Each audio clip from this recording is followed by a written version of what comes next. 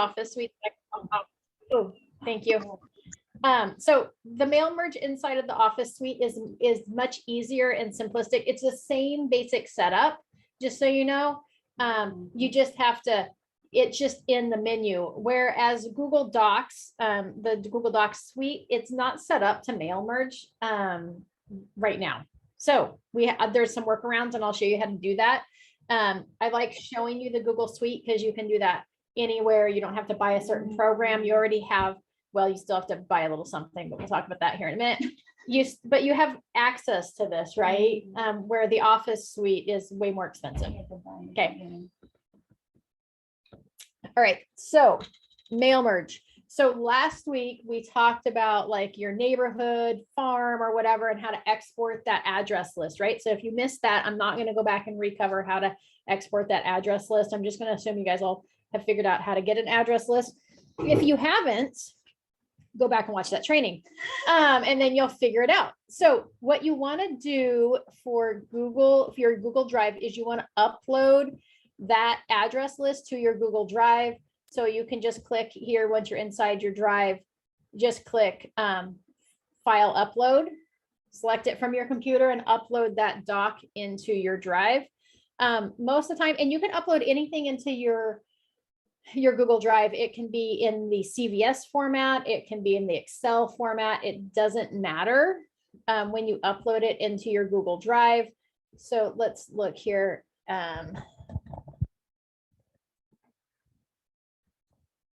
So I uploaded this new licensee list. The only reason I know it's in, I just knew that this one was in here as an Excel file. And then when you go to open it, so if I click on it, it actually converted it already, but it'll usually give you the option to open in Sheets. And then when it opens in Sheets, it automatically converts it to the Sheets format, which is the Google Suites version of a spreadsheet. Okay, and Sheets and CVS and Excel and numbers, they all function very close to the same. There's a few nuances, things you can't do in one, things you can do in the other, whatever. I didn't even worry about cleaning up this list. So I just opened it in here. It's in, I know it's in my drive. So it's all, you can see it's all like, you know, it's got titles on each column, which is really the main thing that you want, but it's got a lot of additional columns. It doesn't only have to have their name and address. You can leave everything in there. So when you like download your farm file, it'll have, you know, whether it's owner occupied and the mailing address and the physical address and, you know, how many bedrooms and bathrooms and the lot size and all this stuff, right? So you don't have to go in there and clean it up before doing a mail merge. Okay. Any questions so far? Okay, everybody's good. All right. So to start your mail merge, you're going to go new, and then you're going to open a Google Doc. So new and then Google Docs, which is going to open up a blank document. I like to start by naming my document. Otherwise I forget to do it. So just a little tidbit. I end up with a lot of untitled documents floating around in my drive. So we're going to call this PC mail merge. So you can name it whatever you want.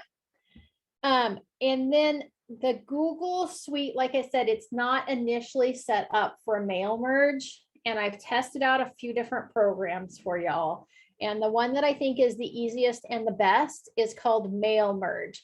So the way that you would get this program is you would come to the add-ons option on the menu and you would hit Get Add-ons. So this Mail Merge program does have a cost associated with it. It's $39 a year. Okay. You do get a little bit of like a free trial. You can try it free for a week. You get like 30 addresses if you don't like register, but it's $39 a year, which isn't that bad.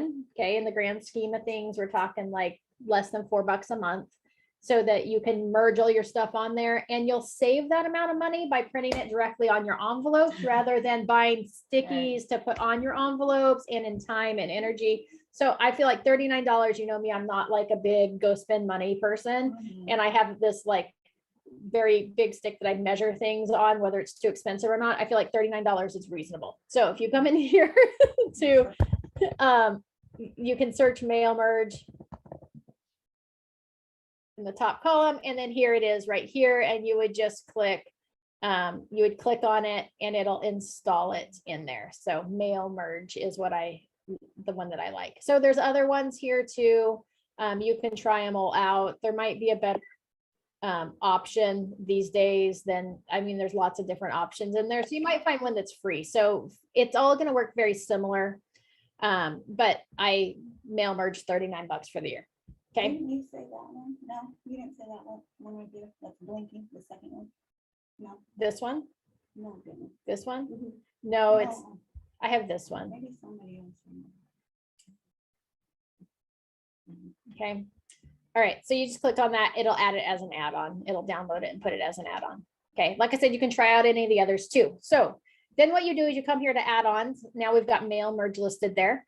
And if I want to do like envelopes, Oh. right, I can just come right over here to envelopes, click on that, and it's going to set up my paper for envelope size. Okay, so they give you different sizes of envelopes. This is going to be on your box for your envelope, right? Yes. So size 10 is one of like the average size envelopes, or you might be like an A9, or an A6 would be like your short fat one, right? So there's lots of options there, but we're just going to go size 10. You could also do custom sizes as well, and we're just going to hit save. And then when we do that, it magically makes our paper the size of an envelope. Okay. Awesome. Then what we're going to do is go back on the add-ons, go mail merge, and hit start.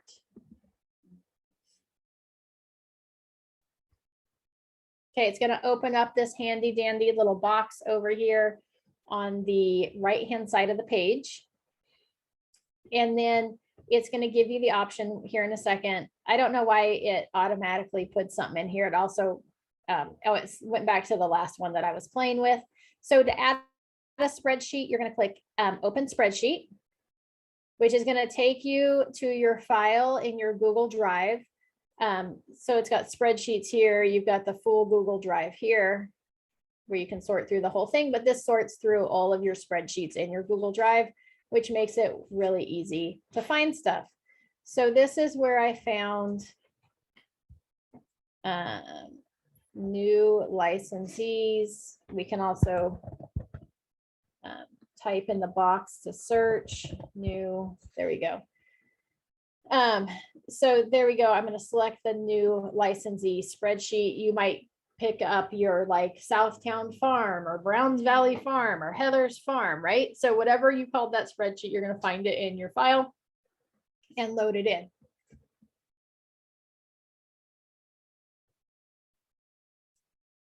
If anybody has any questions or needs me to repeat something as we go along, remember the same rule applies, just interrupt me.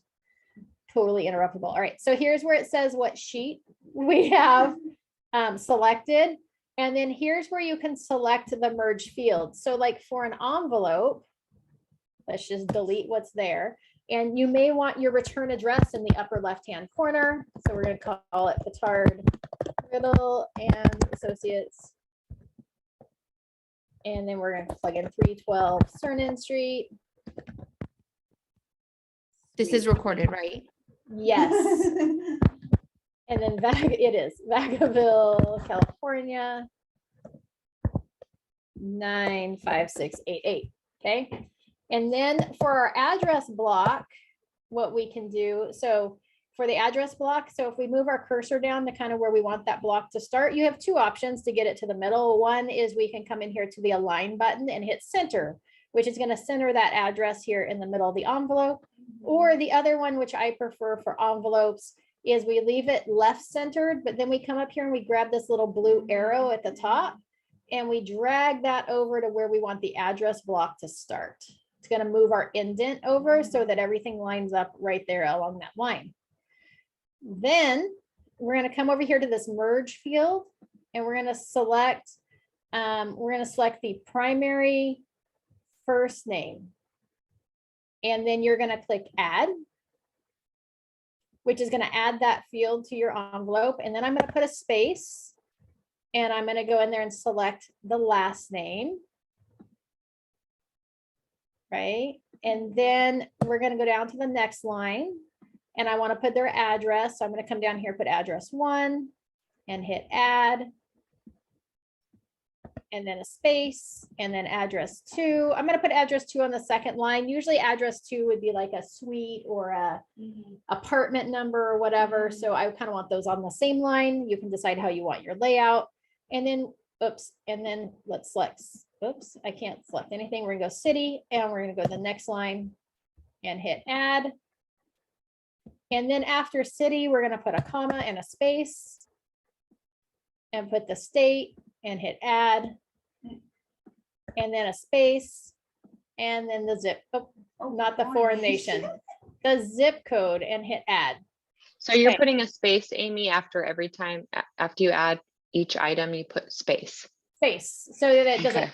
lump them all together. Okay. I want to make sure we have spaces. Okay. Now, if you're like, well, Amy, that's really cool that you did that envelope, but that looks just like a label, like that's ugly. That's all right. Let's highlight everything on the envelope. And then you can come up here to the text and you can make it look more like handwriting, right? You can choose a font that looks more handwritten or prettier or whatever you want it to look like.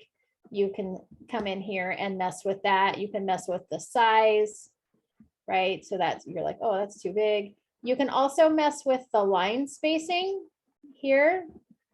So if it's right, so you can shrink them down or whatever. So now they're a little closer together. This one also has a space at the beginning for some reason, so we're going to move that up. So did everybody see how you can mess with that and edit it and change the fonts, right?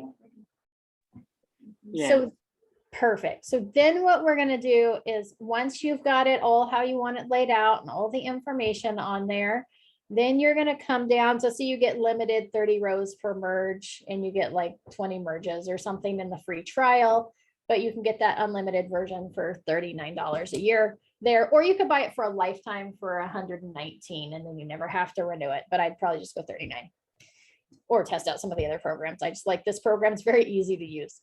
All right, so down here, you have an email option, the test email where it's going to send you. So if you were going to mail merge an email to send out, you'd go test email, emails.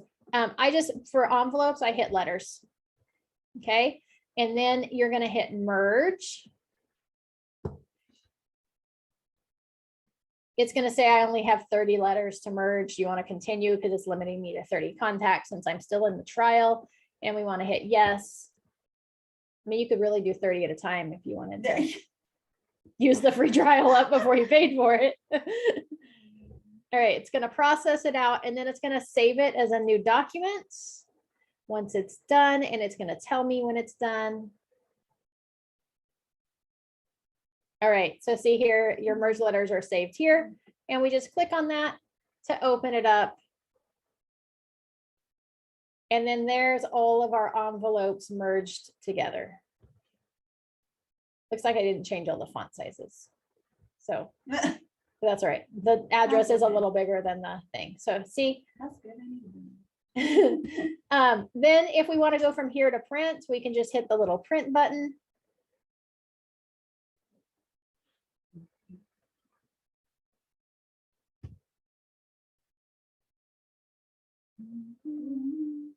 And then we're going to go. So anytime I print in the office, I go to print, and instead of selecting that printer, because it doesn't give you the same options, selecting the printer to select your default, I go to more settings and I tell it to open it in preview if you have a Mac.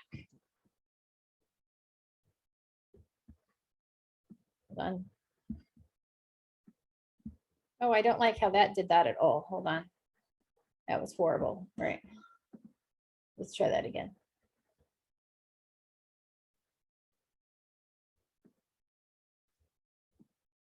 All right, our paper size. I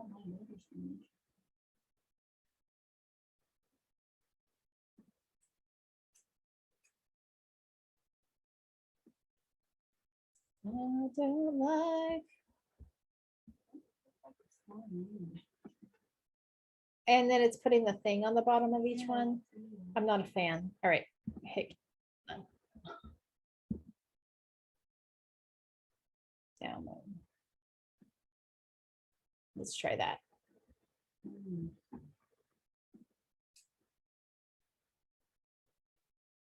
All right, there we go. So the best option, instead of going straight to print, I went to file and download, and then downloaded it as a PDF document,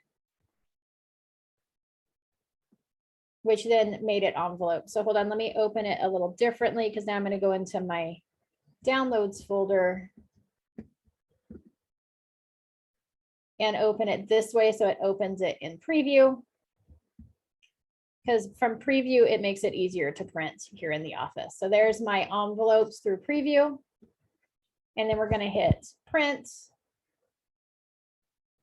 And we're going to go paper size. And here is where you can select your envelope number 10. Ta-da. And then you should just be able to hit print, and it should automatically default to the manual feed tray. And then you have to go back to the printer, make sure the manual feed tray is open, and then feed the envelopes into the printer. You can usually do like a small stack of envelopes at a time, maybe like 10-ish or so. And then it'll feed them through and print them directly onto the envelope. So now instead of having to do like a return address label and a regular address label, it's just printing that straight onto your documents. And remember, you get 500 black and white copies or prints on that printer every month. That's awesome. How many drawers are there on the printer? Like which drawer does it go in? So it Is goes there a on, different one? yeah, so there's like 4 drawers on the printer, but we're not even going to mess with the drawers. If you're looking at the printer on the right-hand side of the printer, the side that faces the wall, there's a little manual feed tray that drops down. It's usually open, but you can just drop it down, and that's where you would feed the envelopes in. I had saw Kim, I believe, feeding 2. She had like 2 sets of envelopes going in the feeder. So is it printing 2 at a time, or is it still just doing one? Like maybe. I haven't seen Kim do it, but when I've seen other people do it, it's just one at a time that it's Just printing. one. Yeah. Okay.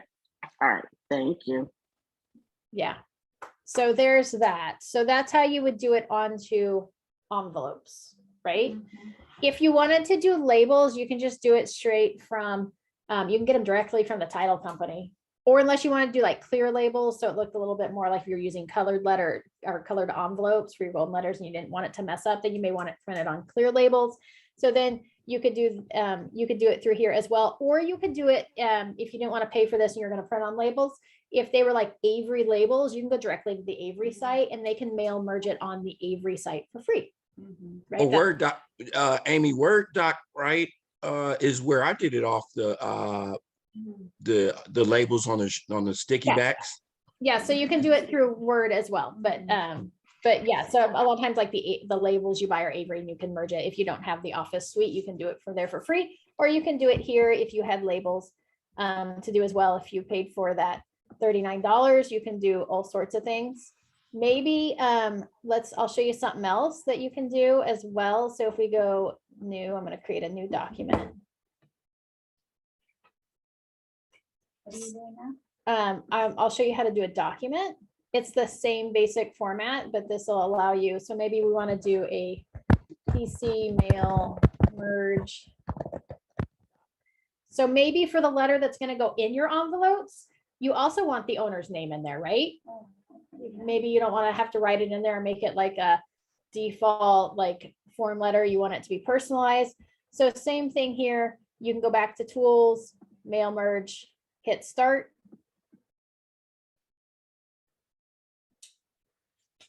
It's going to default. It should default and pick up my last spreadsheet that I was using.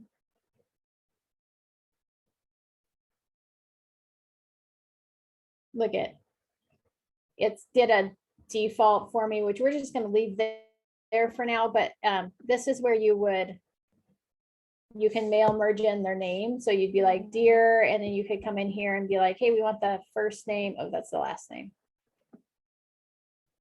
And then you can put their name in there, and you can put it throughout the document. You could, if you wanted their address in here, if you were interested in, we'll put, selling here. spelling, and then you could put in the field, so maybe that's where their address goes, and hit add. Then it would automatically populate into your letter their name and their addresses and stuff, right? So you can make it more personal without having to hand type each one. You could do, we're just gonna leave this alone. You could do your signature or however you want to finish it out. And then just come down here to letters again, and then you would hit merge.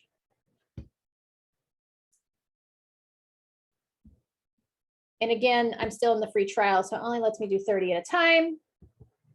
$39 a year would stop that. I don't get paid by them, just for the record.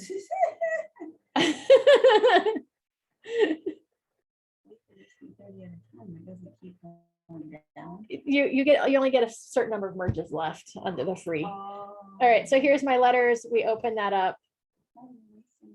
I don't, yeah, it's totally fine.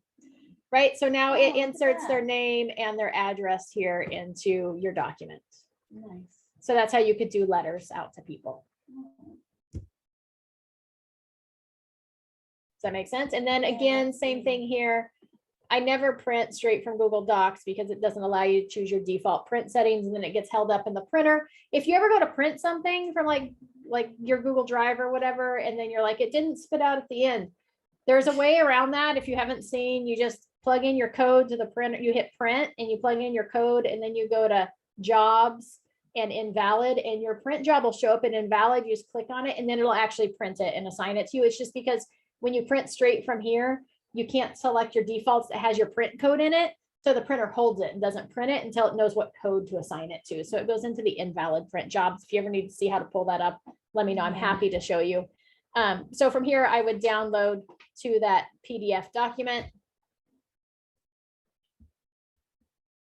And then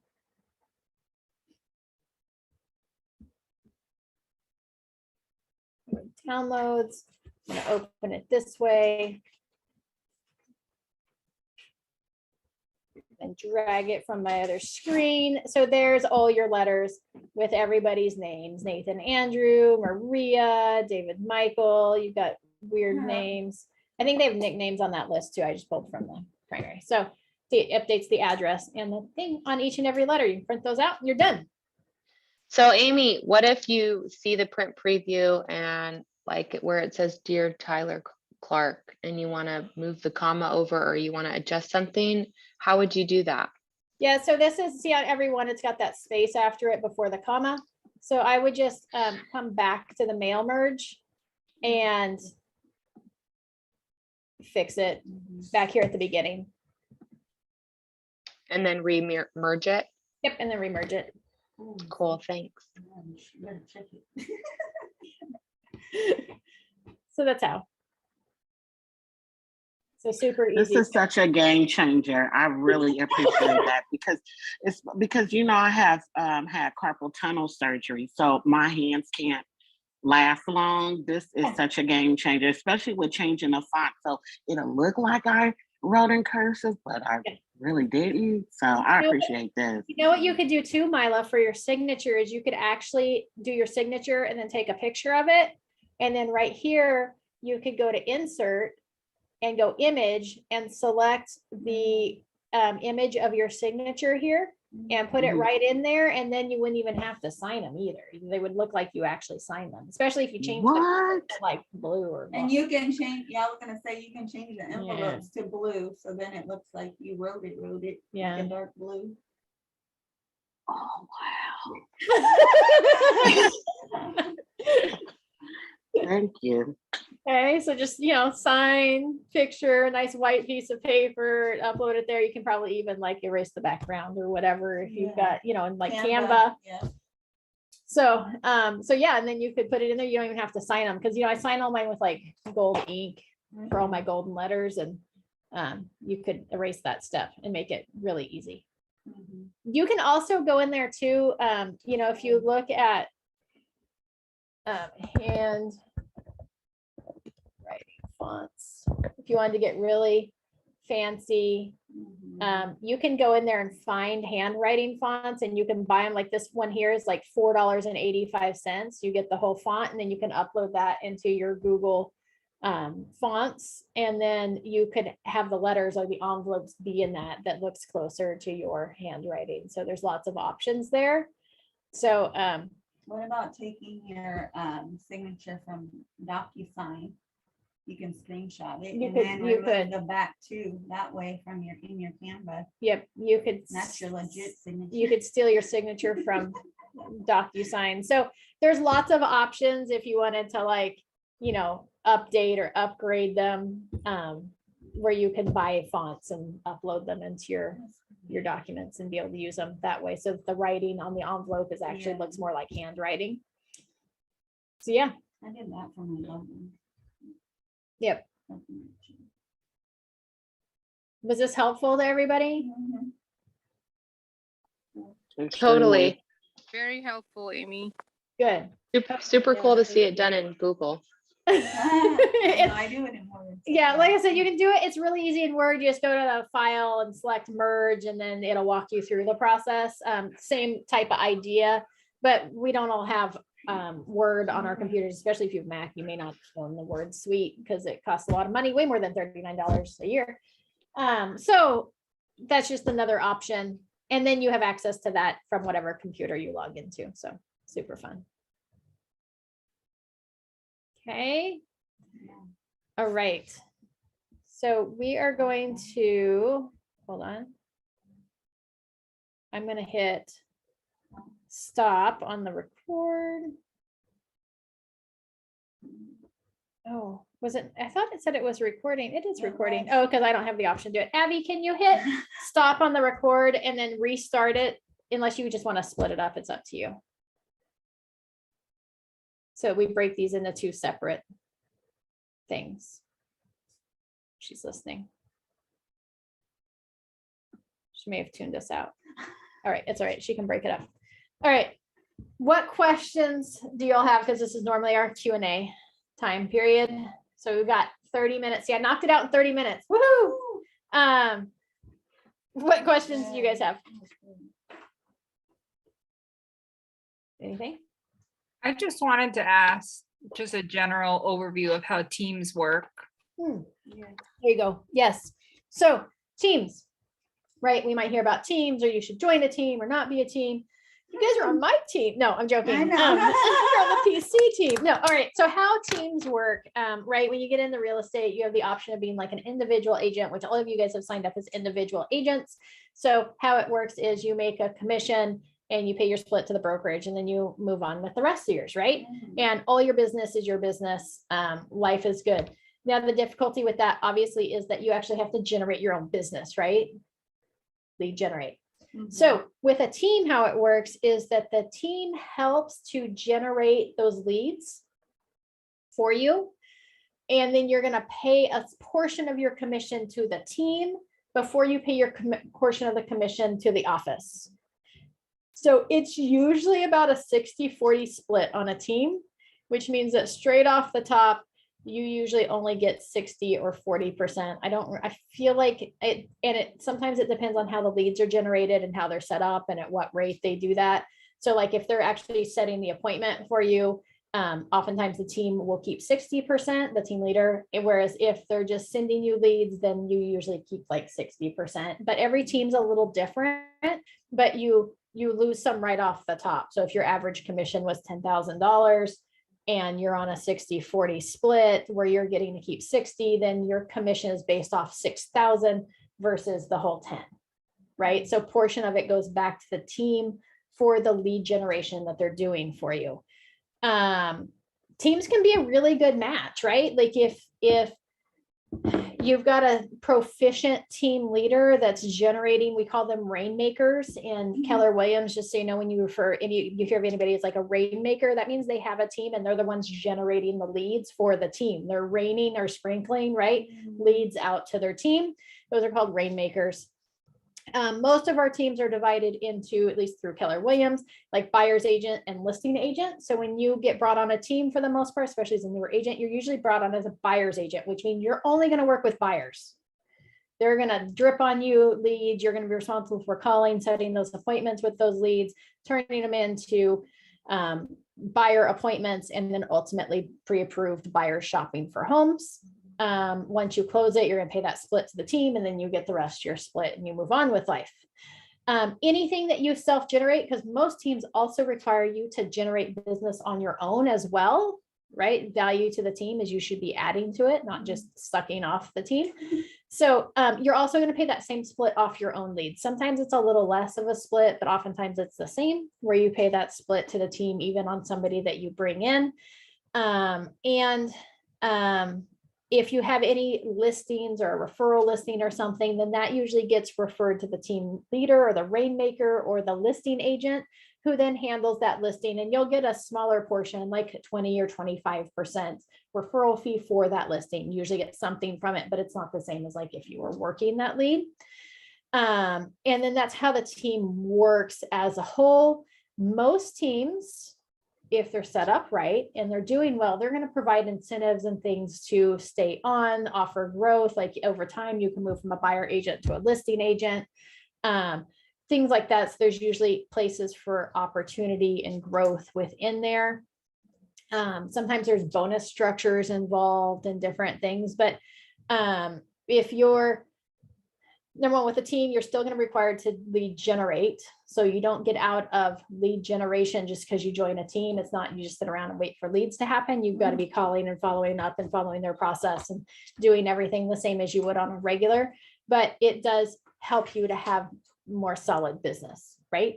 And not everybody's set to be an individual agent. Some people are like, hey, I need somebody to tell me to come, when to come in the office, when we're supposed to do lead generation. Like I need a higher level of accountability. And I realize that as an agent, I'm just not a self-starter. Like I can't sit in my house and be like, start at today's, it's 9 o'clock. I'm going to go call people. I need somebody to tell me to do that. Right. And that might be a good fit for a team. So there's good fits for different people, right? Different strokes for different folks.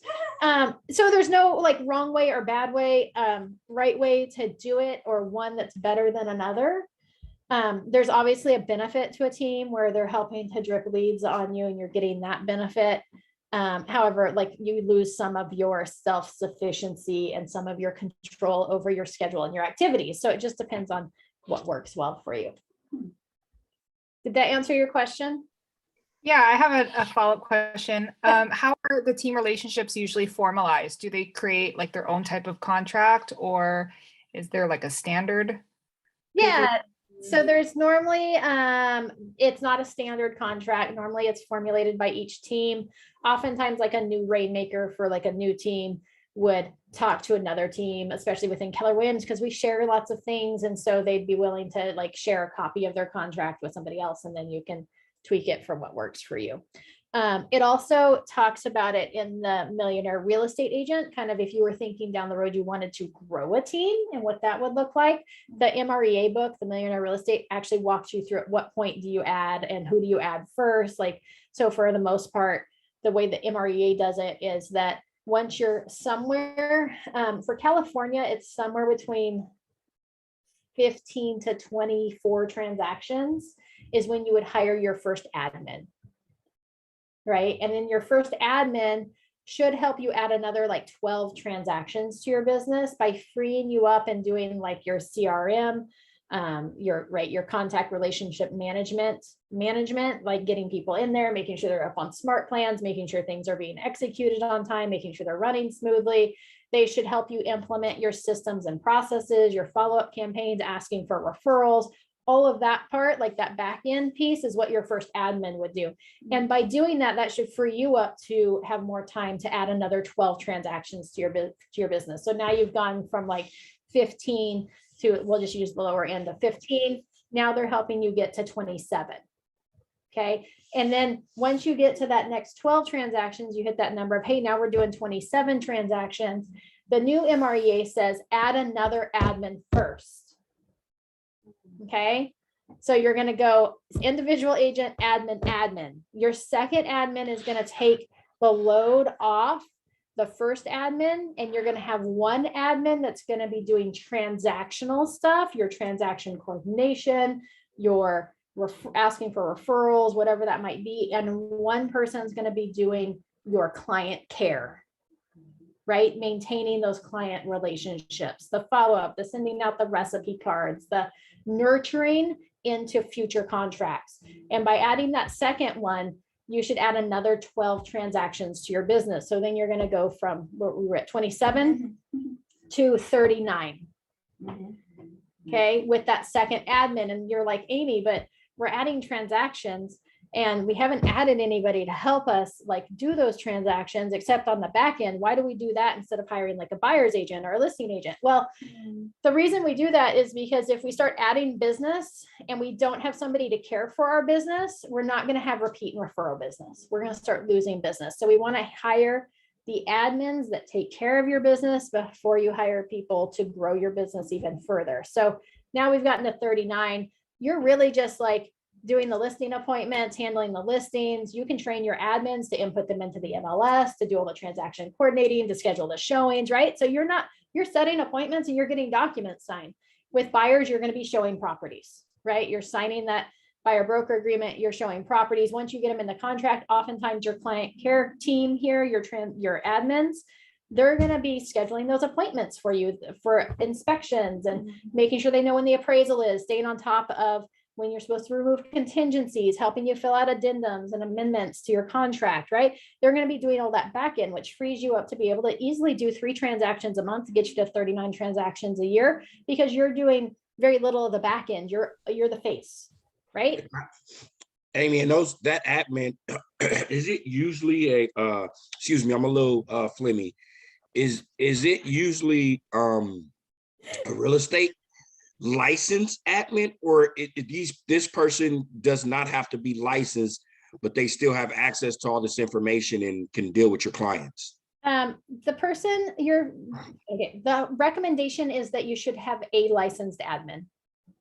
So Right. they're licensed. Yeah, they don't And they're- have to be, but we do recommend they be licensed, or at least one of your admins be licensed, so that they can answer questions pertaining to your listings and stuff. They're managing your calendar, they're answering phone calls for you, like they're doing all the back end, right? Yeah. So we do recommend, or that you bring somebody on that has aspirations of getting a license, and then that's part of their employment with you, is that you're helping them, pushing them to go through the classes, Well, allowing. I guess I was asking too, because shouldn't they're supposed to be licensed to have dealings with real estate? Yeah, Or so. you yeah. limit them to just calls and small conversation? Or So yeah, depending on whether they're licensed or not, depends on what they're allowed to do. Absolutely. Okay. So that's why we recommend licensed, or allow them to get licensed as part of their like first 6 months with you or whatnot, right? Fine. Oftentimes there's real estate agents that got into real estate and they realize, hey, real estate's not for me. Like I have a license, but I'm really better at like the admin side of things. And then that's a lot of times you can find licensed people that just want to be admins. They don't want to be out there showing homes and generating business and doing all that. They'd rather handle the care portion of it. So it's often not super hard to find a license or somebody who's willing to get licensed. After you add that second admin, then you would add a buyer's agent or a showing assistant in there. Somebody to either go show properties for you, or somebody to actually take on the buyers and run with them and write the contracts. And each person you add should add like another 12 transactions to your business before you continue to grow. So it's all about growing in the right way, because you don't want to lose income with your growth, right? You don't want to be like, oh, look, I've got a team of 4 people, but I'm only making, $1,000 a month because I grew too fast and we don't have the business to support it or the systems in place to support it. So that's why the MREA book is so important, and how they walk you through doing that. And then making sure you're setting up the splits appropriately so that your gross income remains, remember your goal is 40% gross after all expenses and everything. I have a question. Yeah. So you said that when you're on a team and say 60-40 is what number we're going to use. Okay. I get 60, my team lead has the 40%. So from my 60%, say it was the 6,000. I still pay 6% to Keller Williams after that. Yeah, you still pay your 20% to the KW Vaca Valley, and you pay your 6% to KWRI. The KWRI cap doesn't change. It's always at 3,000. Mm-hmm. So that 3,000. And then your split, oftentimes when you're on a team, you pay what's called a half cap. So instead of 16,000, your cap becomes 8,000 because you're on a team, and part of that is going towards the team leader. So the team leader usually has a full cap, and then the team members usually have a half cap. Okay, and then, but we don't pay for PC, right? Because our team leader would be The our team production, leader- Yep. right? Yep. Okay. Thank you. Yeah, I got one more question. yeah. Let's say an agent chose to partner with another agent on like a specific lead gen venture, not necessarily like a long-term team. What would you recommend for that? Do you just like decide on a commission split as far as how you're going to share the leads, and then just make sure to include that on, commission demands or? Yeah. formal- I would put it in writing ahead of time. So if like Heather and I were gonna go and we were gonna go farm the same neighborhood, right? We were gonna work together to farm. We were gonna share the expenses, share whatever. We would negotiate up front what that split would look like, and what that drawn out would look like. And then we would put that in writing, both sign it and have a file on copy with the office. And also talk about what would happen if we decided that this partnership wasn't working anymore, right? And you wouldn't be like an official team or an official partnership, but you would just have it written out so that there's no misunderstandings that take place, and that we can continue goodwill and being friends, even if we decide that Heather's not pulling her weight. And every time I tell her it's time to go door knocking, she's like, I don't want to go door knocking today. I don't feel good. I'm going to stay home. Right. Then I can be like, hey, remember, like we were supposed to do this together and you're not doing it anymore. So we need to dissolve this thing, and you can go do your own thing. I'm going to go do my own thing. But I would definitely put it, anytime you're going to share a commission, I would have it in writing somewhere. Okay. Really thanks. good question. Thanks, Tara. Yeah, thanks for all the info. Good Yeah. to know. Absolutely. Any other questions?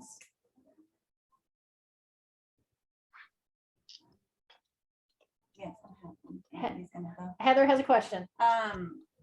Well, you were talking to me about on my contract, because I have the seller and then they're buying, right? And so I just wanted, can you explain a little bit more about the extra 21 days or whatever, Oh. or that they'll get, Yes. to be able to find a home? All right, so Heather's question is, she has a seller who's getting ready to list a property, who's also going to be purchasing a property.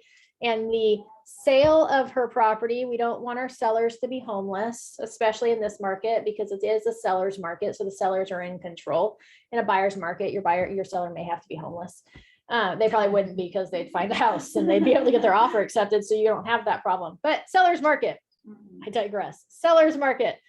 We don't want our seller to be homeless. So what we do is we make the sale of their property contingent on the finding and closing of a replacement property. And there's a form for that. It's called the SPRP, the seller's purchase of replacement property, that outlines that the sale of their property, and you would have, this would be signed by the seller of the property and the buyer of their property. So once we get an accepted before we get an accepted contract, as part of the accepted contract, this document would be included in that.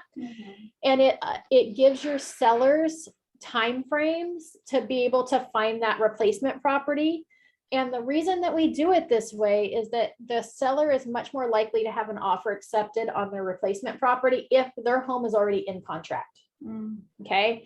So it gives the seller a certain amount of time to find that replacement property. We also check the little box on there that says that it's contingent on the closing of the replacement property, right? Not just the finding, but the closing of that property, because maybe they got into contract on a replacement property and we found out the whole thing is infested with termites and that there's wood damage, and your seller, who's now the buyer, is like, oh my gosh, I can't handle that. I'm going to cancel. Well, if we only have the first part of the contingency in place and they've already removed that, they're going to be obligated to move still. So we always put the contingency for the close of replacement property, which keeps them in charge. If they cancel on their purchase contract, we can cancel on that sale contract as well. Also in that document, it outlines, so it defaults to 17 days to find a replacement property. I usually bump it to like 21 to 30 days, especially in this market. In addition to that, it outlines whether or not the time frames and the time periods are gonna start immediately or once the seller provides proof of entering into contract on a replacement property. So it lumps everything together except for the deposit as one of those. So the close of escrow, the contingency times frames, all of that start either at the time that we enter into contract, or it starts once the seller provides proof of an accepted offer. And then it lists the deposits separately. So as a general rule of thumb, I usually start most of my timeframes once the seller's entered into contract, especially if I'm representing the buyer oftentimes, because I don't want my buyer spending $1,000 on inspections and then the seller never to find a replacement property and my buyer to be out money that the seller canceled on. Right? The deposit, I usually start immediately. So I usually have my buyers deposit money immediately into escrow. That way they got skin in the game. They're less likely to cancel that way. Now you can do it where all your timeframes start immediately. And if I were a buyer and I was trying to get a leg up on a multiple offer situation where the sale of the property was contingent on the purchase of a replacement property by the seller, sometimes I'll go ahead and say, hey, everything's going to start immediately. And I'll write it with like a 45-day close of escrow. Let's say that I know I can close in like 30 days and I want to give them, well, let's say we want to give them 20 days to enter into contract. I may write a 50-day close of escrow because my time period is going to start immediately. And I want to give them time to enter into contract and then time for us both to close. So with a 50-day close of escrow, and I may do like an addendum or in other terms state that the close of escrow can be shortened can close in as few as 21 days or up to 50 days, right? So that they know that, hey, we're going to go ahead and start inspections. We're going to go ahead and have our appraisal ordered. We're going to be going through underwriting. We're going to remove all those contingencies by the time you enter in the contract on a replacement property so that when you're writing that, you know that we're a done deal and we're solid, right? The buyer, that's going to give you the leg up over maybe somebody else's offer because you're saying, hey, we're willing to put skin in the game. We're willing to get all these inspections done. We're willing to accommodate the seller, whatever that takes to get this property. So that's how that works. And then for the purchase side, there's a COP form, the contingency for the sale of the buyer's property. So your seller is going to have in place on their property, the SPRP, the seller's purchase of replacement property. And then on the property they're buying, we're going to do the COP form, the contingency for the sale of the buyer's property, where they're allowed to, you'll outline that, hey, we're already in contract, but this property is contingent on that one closing. Okay, so is that, so just so I'm under, that's a lot. So you're gonna have to read Right. this, so you're- I know, SRPOQW. But, so I'm just trying to wrap my head around it so I can help her understand too. So like, if you say, we have a contingency of 21 days or whatever, right? So, or say 17 for appraisals, blah, blah, blah, right? Yeah. All inspections. Is that 21 days that you say, or 17 days standard, but you can bump it to 21 in this market? Is that that's on top of that 17 others? Yeah, so it all depends on how you mark the rest Okay. of the contract. I think on the Oh, okay. SPRP, we said for yours, for the timeframes to start once the seller provided proof of entering into contract. Okay. So you get 21 days to enter in the So it could contract overlap. and then all the timeframes start. So they don't Oh, start okay. until you enter into contract. So Okay. your escrow period, if you had a 30-day contract, your escrow could be 51 Farther. days, Oh, okay. right? Or it could be less. Oh, yeah. If she finds a property in the first weekend, right? Mm, Then it may be, okay, well, now we've shrunk it. It's a 32-day escrow, yeah. right? So it adjusts based on when they enter into contract. And that just provides the reason we do it this way is that it provides that security that, hey, we've already got an accepted offer on the property, which makes the purchase forward easier to get in the contract. Okay. And it just outlines that, hey, if in this period of time, we've got this contingency, if the seller can't find a replacement property, they are not obligated to sell that house. Mhm. They do not end up homeless because as we talked about yesterday, it's very hard for a seller to get out of a purchase contract, right? There's only by breach of contract on a normal contract can the seller actually cancel a purchase contract. But this is one of those places where they would be allowed to cancel the contract if they couldn't find that replacement property. Oh, okay. So they could cancel on the person. You Okay. could cancel on the buyer. Okay, on the buyer. Okay, but they could still keep their house on the market. They could. Oh, okay. I thought you were saying Yeah, you like they wouldn't- can't, I was like, dang, they just have to not sell their house. No, you wouldn't sell, so you wouldn't, Okay. you wouldn't let's say that we didn't find a replacement property in 21 days, which is what we had on the document. We would just ask for an extension. Oh, So we would go back okay. to the buyer and say, hey, buyer, thank you so much for plugging along with us. We're working really hard. We've written a couple offers. There's properties out there. We just haven't gotten it accepted yet. Can we extend it another 10 days, right? Mhm. Or maybe we go, hey, instead of extending it, Mhm. can we go ahead and start the escrow period and go with a 45-day close of escrow instead of a 30-day close of escrow and start all the timeframes and let's get this ball rolling. And then maybe we might need like a 29-day rent back. And that would allow your seller to then have all those contingencies removed on their house, making it a more done deal and still have, at some point, they're gonna end up homeless if they don't find a replacement property though. Yeah. Okay, I have a question.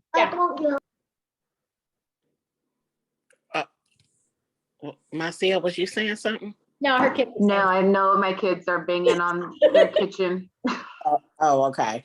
Okay, so how would you advise your client who's you're doing a sale as well as helping them buy? Like how would you advise them if they needed to sell the property for finance reasons in order to move forward with a purchase? Like, would you recommend to them to start looking for the purchase forward first before the selling? Or would you tell them to do the sale, but put in the clause of, the sale would only transpire if they secured a home? Like, would you get them to be looking first?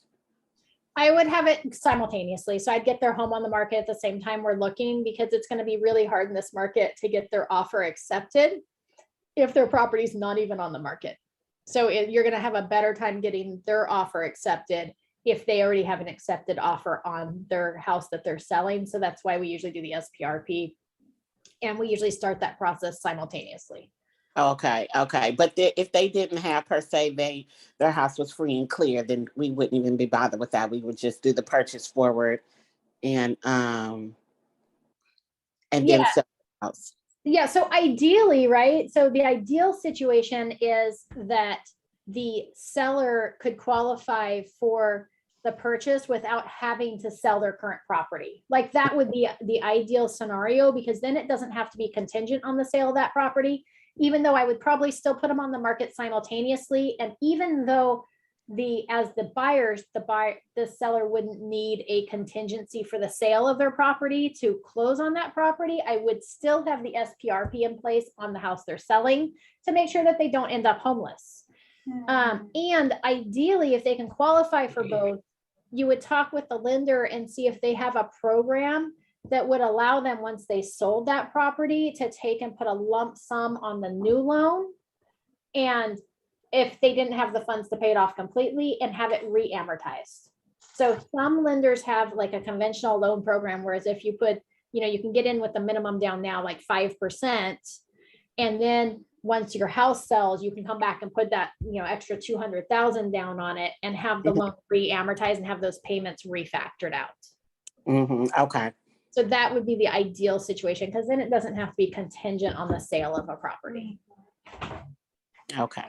What about It- opportunity zones? Someone was mentioning putting like 50% down and never paying mortgage again. Is that the case? That kind of threw me for a loop. Yeah, you should not have a mortgage. Pay off your mortgage. Everybody will tell you other things, but you should pay off your mortgage. There's no reason to have a mortgage. Well, no, I'm just saying that scenario. I mean, it's like he was like, well, the opportunity zones is where you sell your home and you put like half of the payment of the house, and you never have to pay a mortgage. Oh, again. so basically you're prepaying your mortgage? Is that what it is? Yes, I'm that's still what they're- confused about it. When he mentioned it, I was like, I've never heard of that. I Yeah, mean, so what he was talking about, right, is let's say your mortgage is 500,000 and then you sell the property and you get 200, and you've got extra 250,000 to put towards your other mortgage. You can Mhm. actually like prepay your mortgage payment ahead of time, where you wouldn't have, instead of that whole chunk going towards principal, it's going to be spread out over your payments for the next 15 years if you had a 30-year loan, so you wouldn't have a mortgage payment for that. I would rather put that lump sum down and have my loan re-amortize and actually pay it off sooner and be done with it. Yeah, Or- that's nuts. yeah. Okay. That sounds nuts. Yeah. Why would anybody do that? I mean, I don't know. That's, Well, when Instead of it someone's going to downsizing, if principal. you have someone that's a little older and they have this property and it's already paid off and they want to downsize, and when they downsize, they want to avoid that, I guess, mortgage payment. And I don't know who that would benefit or how that works, but I was just talking to someone about it yesterday. That's Yeah. all. Yeah, for the that's a most lot part, of money. for the most part, if you're going to be downsizing, the house that you sell is going to be worth more than the house that you're buying. You're better off Mhm. just paying cash for it and being done. Yeah. Yeah. Amy, what does SRPR stand for again? What was The it? the SPRP is the seller's purchase of replacement property, SPRP. And then the COP is the contingency for the sale of a buyer's property. I have a question. I think you've answered this before, but I forgot and I just want to clarify again. So if our clients, the way the market is now, if our clients want to put an offer on multiple like homes, how does that work when like we basically just wait to see, like submit our offers, and then if we don't get accepted on, or if they were to accept our offer, we just cancel the other one right away and Yeah. just say we'd like to withdraw our offer? Yeah, if it hasn't been, if you submit multiple offers, you have two options. Number one, if your primary that their first choice gets accepted and the other offer hasn't made a decision yet, you can withdraw the offer, which is the best option. So you can do a verbal withdrawal and then you send them over the withdrawal of offer form. If both offers get accepted, then you would just cancel on whichever one was less desirable. Assuming the easiest way is if you have the inspection contingency in place or the investigation contingency, you'd cancel based on that. Like if you still had the, inspection contingency, like you mean like if you didn't shorten it? Yeah, if you didn't remove it. Okay.